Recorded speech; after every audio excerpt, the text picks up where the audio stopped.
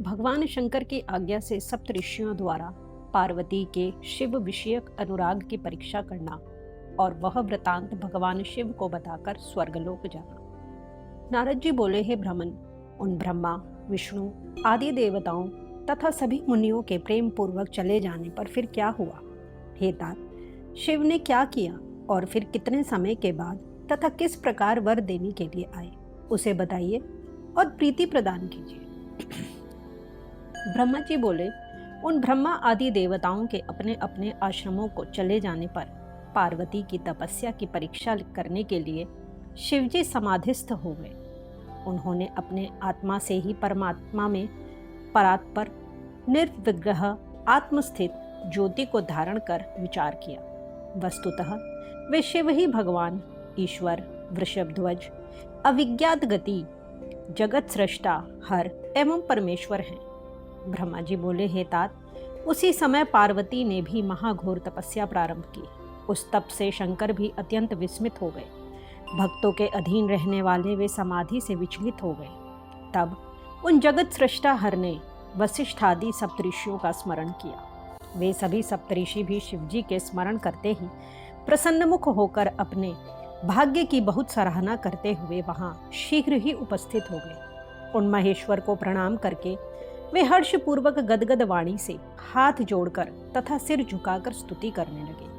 सप्तऋषि बोले, हे देवदेव, हे महादेव, हे करुणा सागर, हे प्रभु, हम लोग धन्य हो गए जो आपने आज हम लोगों का स्मरण किया।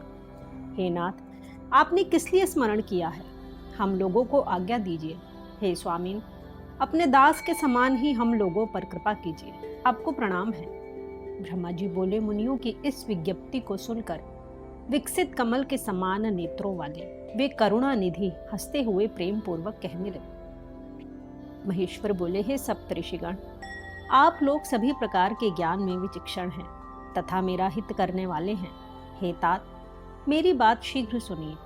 इस समय गौरी शिखर नामक पर्वत पर देवेशी पार्वती गिरिजा अत्यंत दृढ़ चित्त से तपस्या कर रही है। हे ऋषियों, सखियों से सेवित उसने अपनी समस्त कामनाओं का त्याग कर बड़ी दृढ़ता के साथ मुझे अपना पति बनाने के लिए निश्चय कर लिया है। हे मुनि श्रेष्ठों, आप लोग मेरी आज्ञा से वहां जाइए और उसके प्रेम एवं दृढ़ता की परीक्षा कीजिए। हे सुव्रतों, मेरी आज्ञा है कि आप लोग उससे सर्वथा छल युक्त वचन कहिए, इसमें संशय न कीजिए। ब्रह्मा जी बोले, शिवजी की आज्ञा प्राप्त कर मुनिगण उसी समय उस स्थान पर गए जहां जगन माता पार्वती तपस्या कर रही थी।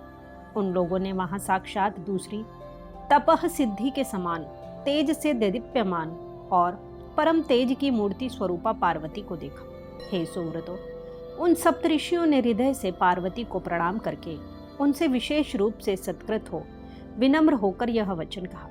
ऋषिगण बोले, हे शैलसुते देवी, सुनो, तुम किस उद्देश्य से तपस्या कर रही हो? तुम किस देवता को प्रसन्न करना चाहती हो और क्या फल चाहती हो, उसे इस समय बताओ। ब्रह्मा जी बोले, हे नारद, जब उन सप्तऋषियों ने इस प्रकार देवी पार्वती से कहा तब वे सत्य तथा अत्यंत गोपनीय वचन उनके सामने कहने लगी। पार्वती बोली, हे मुनीश्वरों, मैंने अपनी बुद्धि से जो विचार किया है उसे आपके समक्ष प्रकट करती हूँ। आप लोग प्रेम पूर्वक मेरी बात सुने। हे विप्रो, आप लोग मेरी असंभव बात सुनकर परिहास करेंगे, इसलिए उसे कहने में भी मुझे संकोच हो रहा है, पर मैं क्या करूं? आप लोगों के पूछने पर कह रही हूं। मेरा यह मन बड़ी दृढ़ता से हठपूर्वक दूसरे के वश में हो गया है और जल के ऊपर बहुत ऊंची दीवार उठाना चाहता है। सदाशिव ही पति हूँ, ऐसा मनोरथ लेकर देवर्षि नारद की आज्ञा प्राप्त करके मैं अति कठोर तपस्या व्रत कर रही हूँ। इसमें मेरे मन रूपी पक्षी को यद्यपि पंख नहीं हैं, फिर भी यह हठ पूर्वक आकाश में उड़ना चाहता है। करुणा सागर स्वामी शंकर मेरी उस आशा को पूर्ण करें। ब्रह्मा जी बोले, उनकी यह बात सुनकर वे मुनि गिरिजा का सम्मान करके हंसकर प्रेम पूर्वक मिथ्या तथा छल युक्त वचन कहने लगे। हे पर्वतराज पुत्री, बुद्धिमती होकर भी तुमने व्यर्थ ही अपने को पंडित मानने वाले तथा क्रूर चित्त वाले उस देवर्षि नारद का चरित्र नहीं जाना है। वह नारद तो मिथ्यावादी और दूसरे के चित्त को भुलावे में डालने वाला है। उसकी बात सुनने से सर्वथा हानि ही होती है। उस नारद के संबंध में एक सुंदर इतिहास हम लोग कह रहे हैं, उसको तुम उत्तम बुद्धि से सुनो और प्रेम पूर्वक उसे अपने हृदय में धारण करो। ब्रह्मा के पुत्र दक्ष ने अपने पिता की आज्ञा से अपनी पत्नी से 10,000 प्रिय पुत्र उत्पन्न किए और उनको तपस्या में नियुक्त किया। तपस्या के लिए प्रतिज्ञा करके वे दक्ष पुत्र पश्चिम दिशा में नारायण सरोवर पर गए। नारद भी वहां पहुंच गए। उन नारद ने उन्हें मिथ्या उपदेश देकर विरक्त कर दिया और उनकी आज्ञा से वे पुनः अपने पिता के घर लौटकर नहीं आए। यह समाचार सुनकर दक्ष अत्यंत व्याकुल हो उठे। ब्रह्मदेव ने उन्हें धैर्य प्रदान किया। तदनंतर उन्होंने पुनः 1,000 पुत्र उत्पन्न किए और उन पुत्रों को भी तप कार्य में नियुक्त किया। वे भी अपने पिता की आज्ञा से वहीं तप करने के लिए गए। पुनः नारद वहां पहुंच गए और उन्हें भी अपना उपदेश दिया। उसका उपदेश मानकर वे भी अपने भाइयों के मार्ग पर चले गए और भिक्षावृत्ति में संलग्न हो गए। वे पुनः अपने पिता के घर नहीं आए। नारद का यह चरित्र है जो जगत में प्रसिद्ध है। हे शैलपुत्री, मनुष्यों को विरक्त करने वाले उनके अन्य चरित्र को भी सुनो। पूर्व समय में एक विद्याधर था जो चित्रकेतु नाम का राजा हुआ था। उसको भी इसी नारद ने उपदेश देकर उसका घर सूना कर दिया। प्रहलाद को उपदेश देकर हिरण्यकशिपु से नाना प्रकार के दुख दिलवाए। इस प्रकार वह उल्टा उपदेश देकर दूसरों की बुद्धि फेर देता है।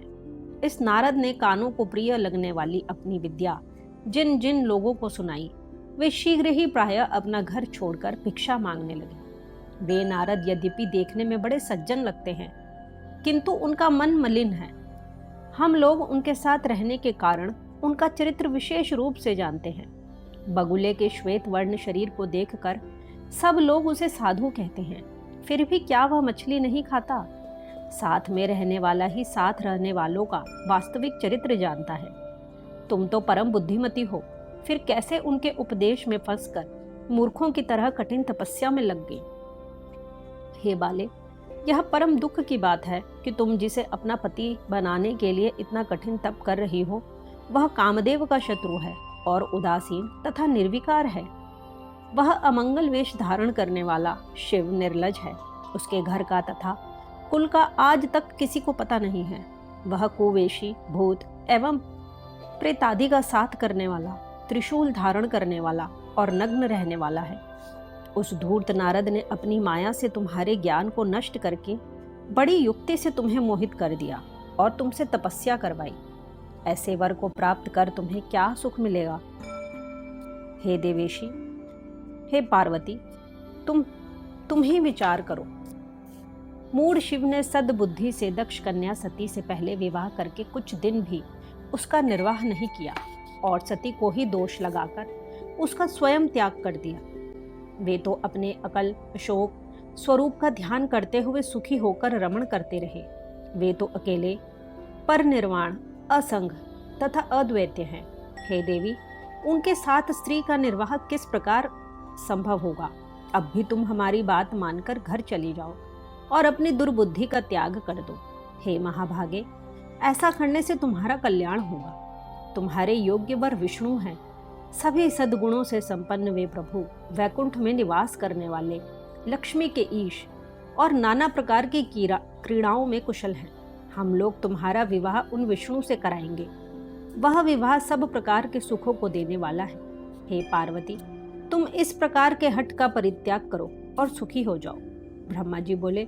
इस वचन को सुनकर जगदम्बा पार्वती हंसकर उन ज्ञान विशारद मुनियों से पुनः कहने लगी। पार्वती बोली, हे मुनिगण, आप लोग यद्यपि अपने विचार से सत्य कह रहे हैं, किंतु हे द्विजो, मेरा हठ नहीं छूटेगा। पर्वत से उत्पन्न होने के कारण मेरे इस शरीर में काठिन्य एवं हठ का होना स्वाभाविक है। ऐसा अपनी बुद्धि से विचार कर हे ब्राह्मणों, मुझे तपस्या से मना मत कीजिए। मेरे लिए नारद का वचन सर्वथा हितकर है। मैं उनका परित्याग कदापि नहीं करूंगी। वेद वेत्ता विद्वान कहते हैं कि गुरु का वचन कल्याणकारी होता है।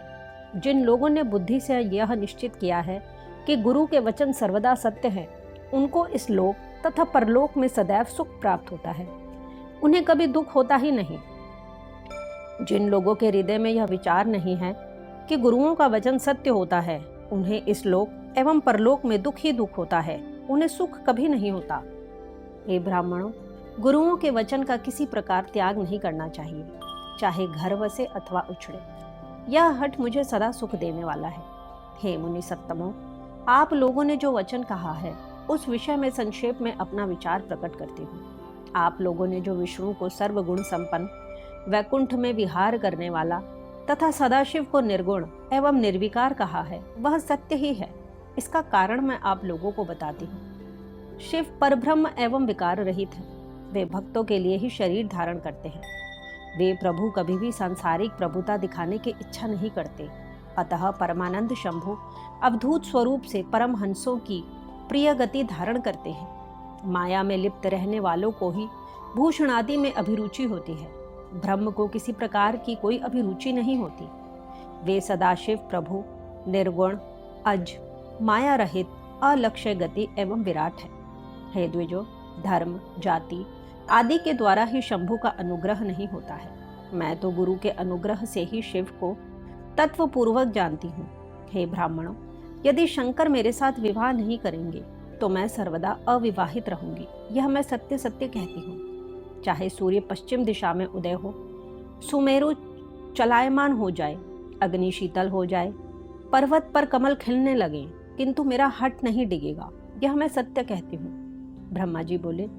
यह कहकर और उन मुनियों को प्रणाम करके वे पार्वती विकार रहित चित्त से शिवजी का स्मरण कर मौन हो गई। तदनंतर ऋषियों ने भी पार्वती का यह निश्चय जानकर उनकी जय जयकार की और उन्हें उत्तम आशीर्वाद प्रदान किया।